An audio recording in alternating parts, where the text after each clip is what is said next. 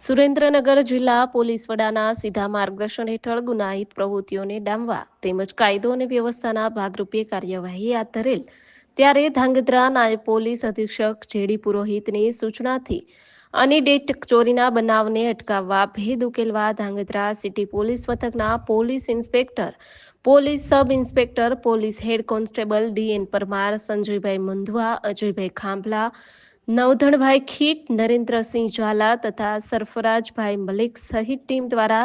પેટ્રોલિંગમાં હોય તે સમયે પોલીસ કોન્સ્ટેબલ સંજયભાઈ મુંધવાને મળેલા બાતમીના આધારે ધાંગધ્રા શહેરના મેળાના મેદાન તરફ નંબર પ્લેટ વગેરેની સીએનજી રિક્ષાને રોકી રિક્ષા ચાલક મુન્નાભાઈ બબાભાઈ મુલડિયાની પૂછપરછ કરતા આ રિક્ષા અમદાવાદ અસલાલી પોલીસ સ્ટેશન વિસ્તારમાંથી ચોરી કર્યા હોવાની કબૂલાત આપતા ધાંગધ્રા સીટ પોલીસે ચોરીની સીએનજી રિક્ષા તથા આરોપીઓની અટક કરી ધોરણસરની કાર્યવાહી હાથ ધરેલ છે.